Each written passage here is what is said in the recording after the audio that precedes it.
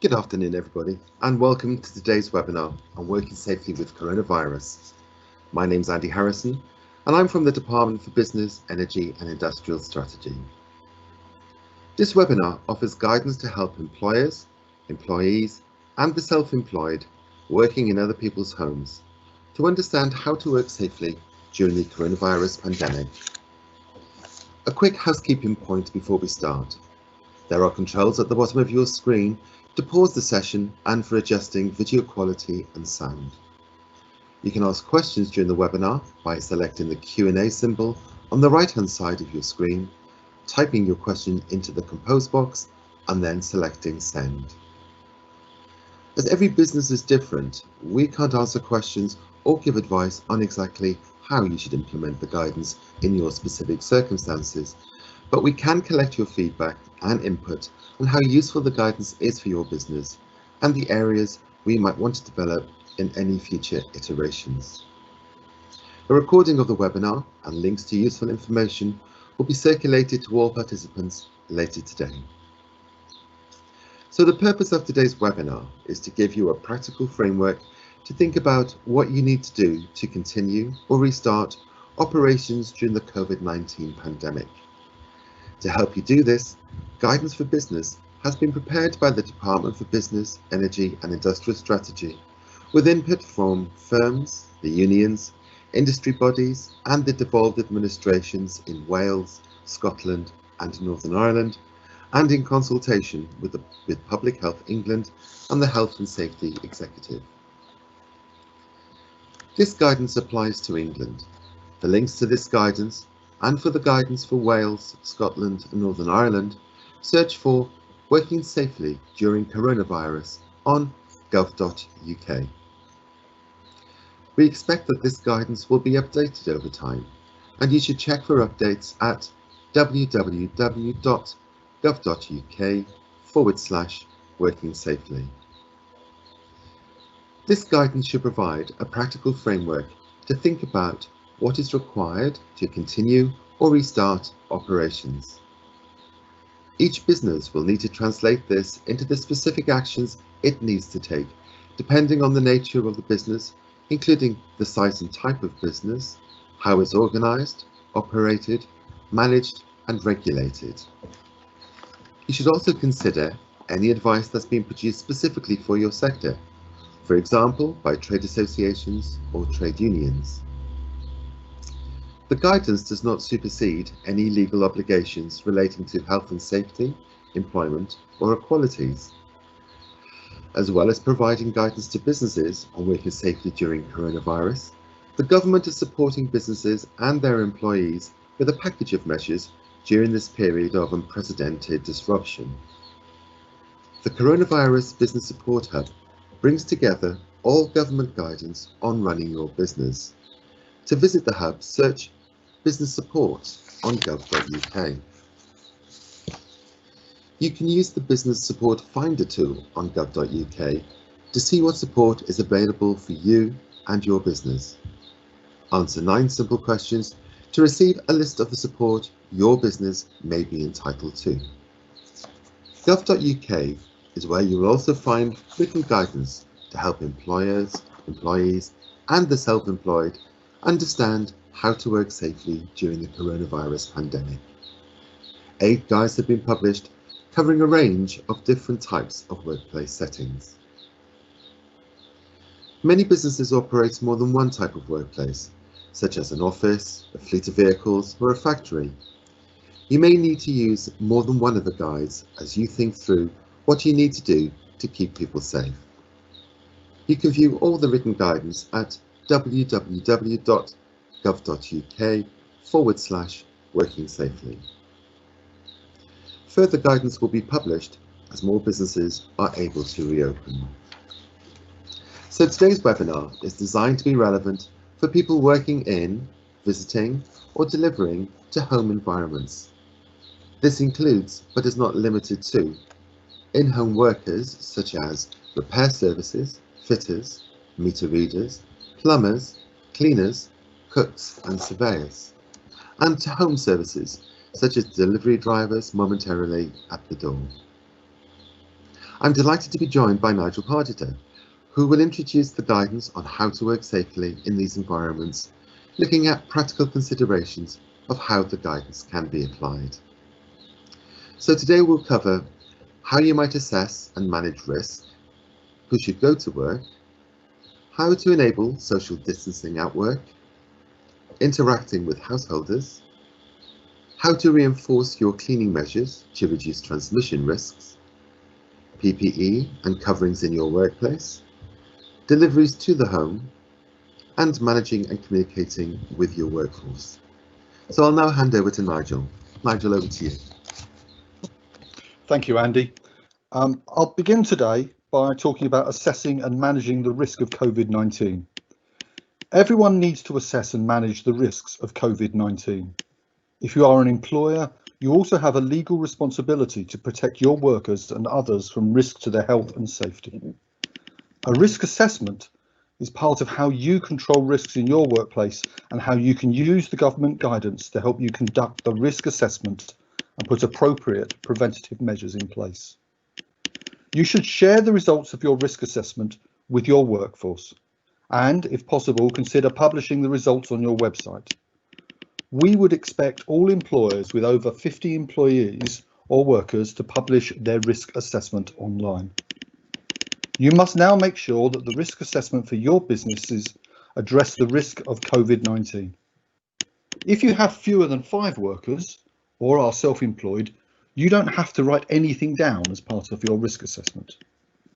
The Health and Safety Executive have produced useful tools and guidance on conducting a risk assessment, including templates and specific advice to help control the risk of coronavirus. If you are currently operating your business, you are likely to have gone through a lot of this thinking already. You can use this guidance to help identify any further improvements you should make. You should take steps to reduce workplace risks by taking preventative measures. No work should be carried out in a household where any member of the family has symptoms and is isolating, or where they have been advised to shield because they are clinically extremely vulnerable. The only exception is to remedy a risk to the safety of the household. You should also take care in a household where somebody is clinically vulnerable but has not been asked to shield, such as the home of someone over 70. This includes making prior arrangements to avoid face-to-face contact when answering the door and being particularly strict about hand washing, coughing and sneezing. The steps will usually be needed when working in all homes will include washing your hands more often than usual, reducing the spread of germs when you cough or sneeze, cleaning regularly touched objects and surfaces, communicating with households prior to visiting to discuss how the work will be carried out and to minimise risk, and as far as possible to maintain the 2-metre social distancing. The starting point of your risk assessment should be thinking about who should go to work. Everyone should work from home where they can. However, for providers of in-home services, it is often not possible to work from home. But you should still consider who should go to work.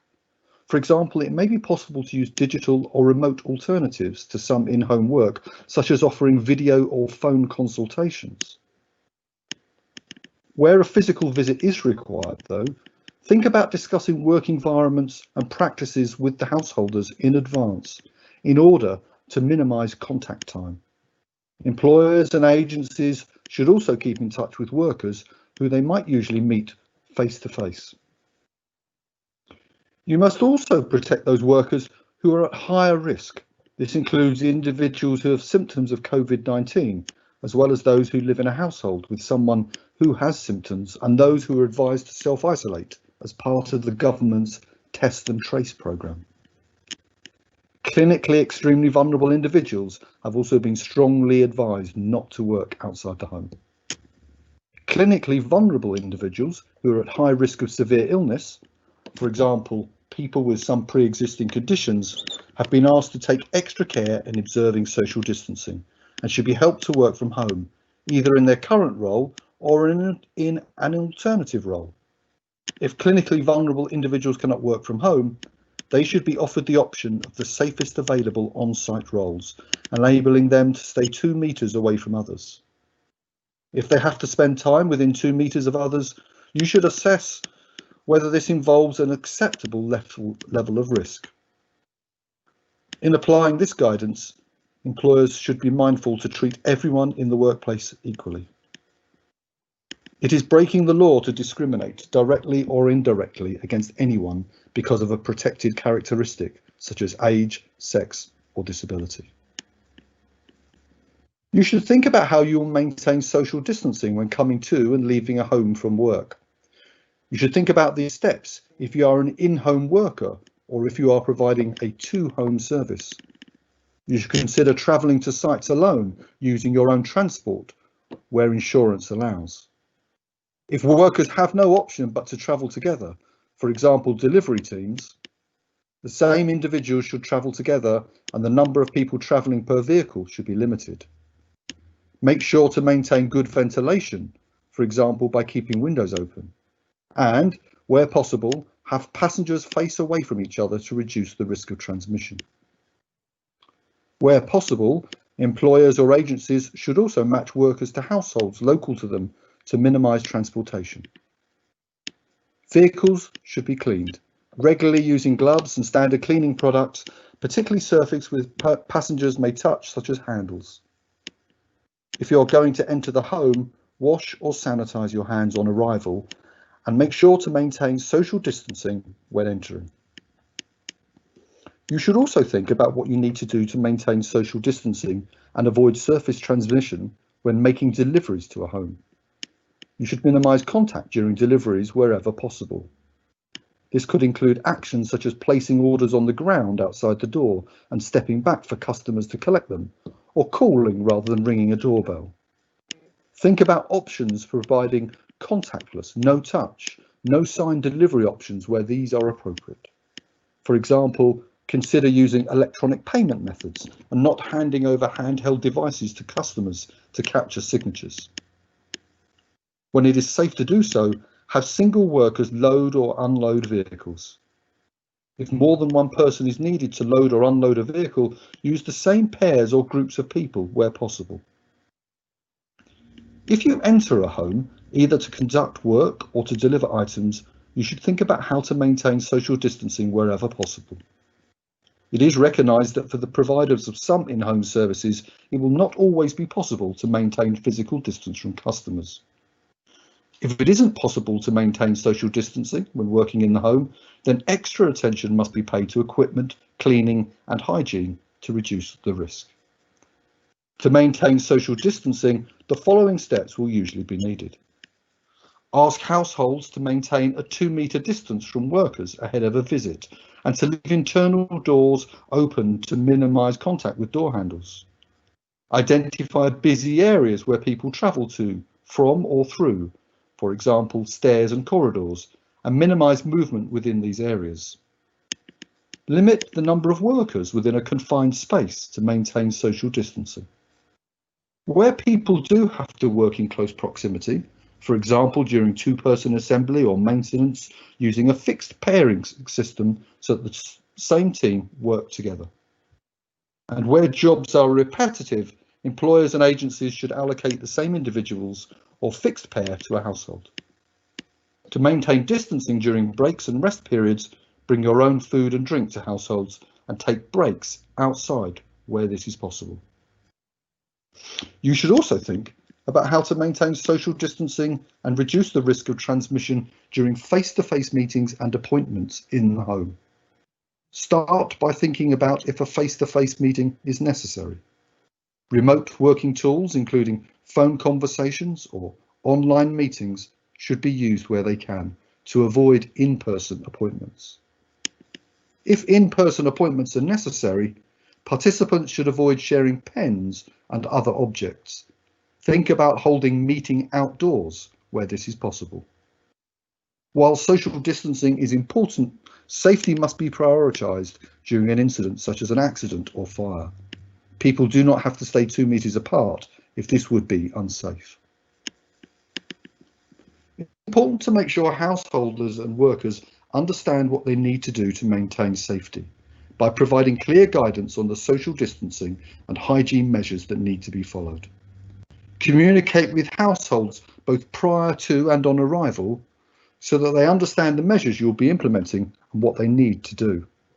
If you are an employer or agency, you should also provide your workers with information about how to operate safely in people's homes. I'll now move on to look at cleaning and keeping your work areas clean. Cleaning the work area involves keeping surfaces clean and maintaining good hygiene through the day. To keep working areas in a home clean and prevent transmission by touching contaminated surfaces, you should frequently clean objects and surfaces touched regularly using your usual cleaning products. Arrange methods of safely disposing waste with the householder. Remove waste and belongings from the work area at the end of a shift or job. Everyone should also keep good hygiene throughout the working day by following the guidance shared by the NHS.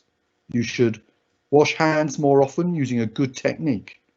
If hand washing facilities are not available, ensure that hand sanitizer is carried and used. Reduce the spread of germs when you cough or sneeze by covering your mouth and nose with a tissue or your sleeve, but not your hands. Throw the tissue into a bin immediately and then wash your hands. Where objects come into or are removed from the home, transmission through contact should be reduced as much as possible. When supplies or tools need to be delivered to a home, make sure that social distancing and hygiene measures are followed. You should also collect and remove materials in bulk, including waste removal, to reduce the frequency of visits to shops to buy or collect materials or to waste disposal areas. Personal protective equipment, or PPE, protects the user against health or safety risks at work, including items like safety helmets, gloves, eye protection, high-vis clothing, and safety footwear. Where you are already using such equipment to protect against non-COVID-19 risks, you should continue to do so. Additional PPE beyond what you usually wear is not required to protect against COVID-19. Wearing a face covering is not required by law, including in the workplace. While there may be circumstances where wearing face coverings may be marginally beneficial, such as when working in enclosed spacing, this should not be at the expense of other ways of managing risk that we are discussing today. If you choose to, or are asked to wear a face covering, then you must do so safely. This includes washing hands thoroughly before putting a face covering on and after removing it. Avoid touching your face or face covering when wearing a face covering. This is to avoid contaminating it with germs from your hands. Changing your face covering if it becomes damp or if you have touched it. Changing and washing your face covering daily. If it is washable, you should wash it in line with manufacturer's instructions. If it is not washable, then dispose of it carefully in your usual waste. I'll now move on to cover the guidance for workforce management for employers and agencies. As I've previously mentioned, where multiple workers are in a home, you should create fixed teams of workers who carry out those duties in those teams. You should minimize contact between different teams. Workers should also be assigned to the same households where there will be repeat visits, for example, by allocating the same cleaner to a household each time. When workers need to travel between homes, social distancing and hygiene advice should be considered if workers need to move between different homes and locations, especially before entering other homes, and where workers are required to stay away from their normal residence, any overnight accommodation should meet social distancing guidelines. Finally, I'll briefly outline how you should communicate with workers to make sure they understand new safety procedures. You should ensure that all workers understand COVID-19 related safety procedures, and you are required to keep them up to date and how safety measures are being implemented or updated with clear, consistent and regular communication. Engage with your workers and workers' representatives through your existing communication routes to explain and agree any changes in working arrangements. You should also use these routes to monitor and understand any unforeseen impacts of changes to work environments. Remember to also communicate your approaches and procedures to households to help their adoption before work commences. I hope this information has provided you with a useful starting point for how to think about assessing and managing the risks of COVID-19 when working in other people's homes. You should refer to the full guidance documents as you think about the practical considerations of how it can be applied in your workplace, depending on the nature and the operations of your business. Thank you for listening, and I'll now hand back to Andy. Thank you for that really helpful overview, Nigel. So before we move on to look at some case studies and questions on the Safer Working Guidance, I wanted to outline some of the wider steps government is taking to help people travel to work and on the opening of nurseries, schools and colleges that will also help people return to the workplace. From this week, primary schools in England have welcomed back children in reception, Year 1 and Year 6. Nurseries and other earlier providers have also been welcoming back children of all ages. Secondary schools, sixth forms and colleges will also provide face-to-face contact for Year 10, Year 12 and the equivalent 16 to 19-year-old further education students to help them prepare for exams next year. It is expected this will begin from the 15th of June, with around a quarter of these secondary students in at any point. The latest information on the phased reopening of schools can be found at gov.uk. Safe travel guidance is also available, and you should share this with your workforce to help them plan their travel to work during the coronavirus outbreak. Everybody should avoid using public transport where possible and instead try to walk, cycle or drive.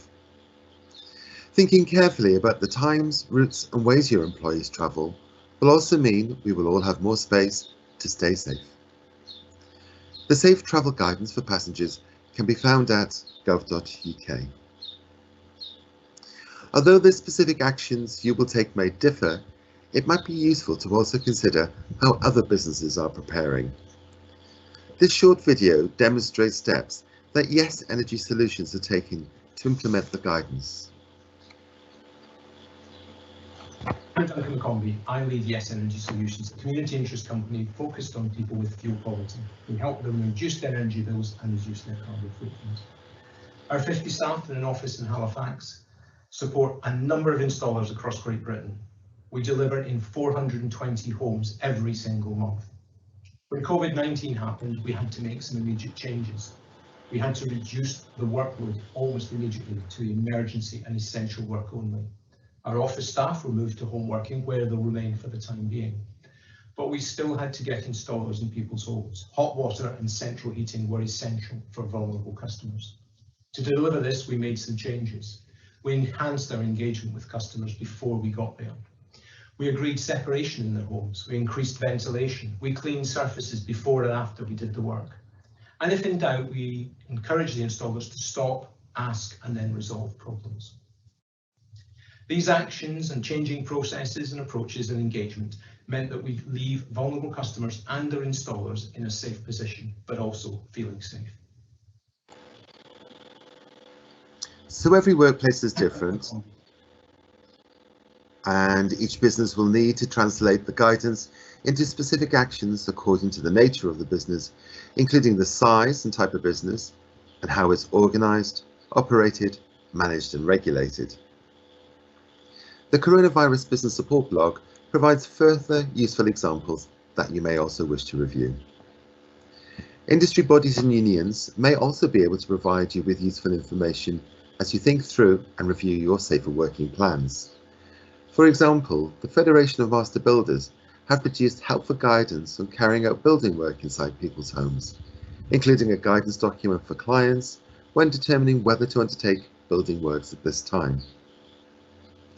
The government is working closely with business representative organisations and trade associations to support the national response to coronavirus. At gov.uk, you can find a list of some of the business representative organisations and trade associations that are providing coronavirus-related support for specific sectors and who you can speak with to get advice. Many of these websites also include sector-specific guidance and Q&A. Many of these organisations are also happy to respond to non-member queries related to coronavirus. So before we close today, we'll address some of the common questions that businesses are raising from the guidance. Nigel, welcome back. We'll start with some questions about householders and their responsibilities. One of our participants has asked, do householders need to leave the house if I'm working in it? And the answer is no, they don't. They do not need to leave the house if you're working in the home. However, you should call ahead of your visit and communicate your approaches and procedures to households to help their adoption before work commences. This could include asking for internal doors to be opened to prevent unnecessary touching. Could be asking that people make sure they keep 2 meters distance from anyone who's working. And you should also call ahead to check that no one in the household has started to show symptoms of the virus, has been diagnosed or is self-isolating. It's clear that no work should be carried out in a household which is isolating because one or more family members has symptoms, or where an individual has been advised to shield unless this work is to remedy a direct risk, as I said in my presentation, to the safety of their household. For some in-home services, it will not always be possible to maintain physical distance from customers. If it isn't possible to maintain social distancing while working in the home, then extra attention needs to be paid to the cleaning and hygiene to reduce the risk. Thanks, Nigel.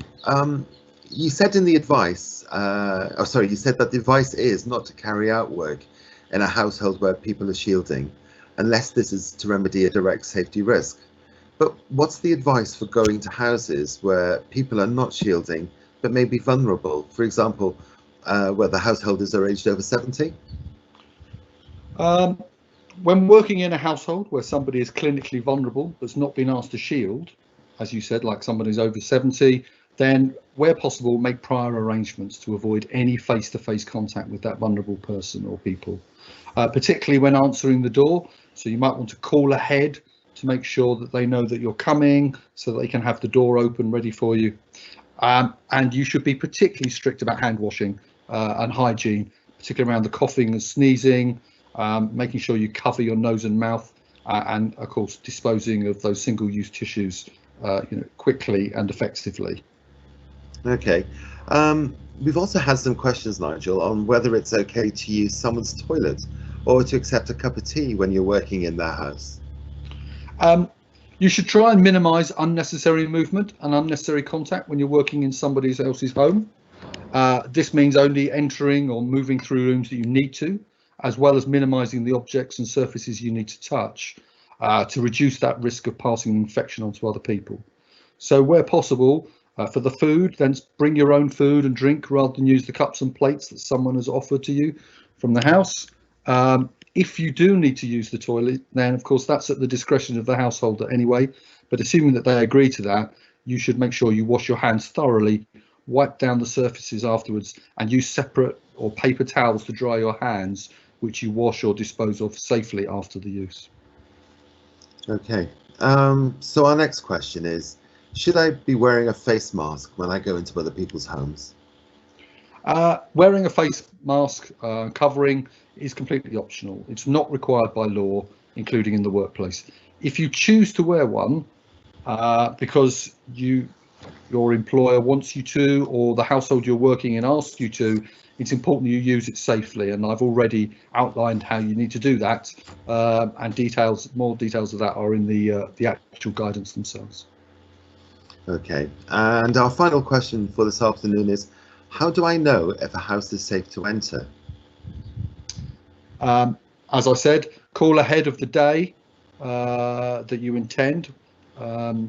Call ahead actually on the day as well as in advance to make sure that no one's started showing symptoms of the virus, that the appointment's okay, that no one's been diagnosed or is self-isolating, because no work should be carried out in households where are self-isolating or shielding or are showing coronavirus symptoms, unless, as I have said before, you're remedying a direct risk to the household, such as emergency plumbing, heating, electrical repairs, where the tradesperson is willing to do so to take all possible precautions. Okay, thank you, Nigel. So that ends our question and answer session for today. Later this week, we will circulate further information on popular questions that have been asked across the series of webinars. A recording of the webinar and links to useful information will also be circulated to all participants later today. As we expect that this guidance will be updated over time, you should also continue to check for updates at www.gov.uk/working-safely. And to stay up to date with the latest business information on coronavirus directly to your inbox, we recommend you sign up to the Coronavirus Business and Employers Bulletin. You can also contact the government's business support helplines, and you can find all coronavirus business support information on gov.uk. It just remains for me to thank our speaker Nigel and to thank you all for joining us today. Goodbye.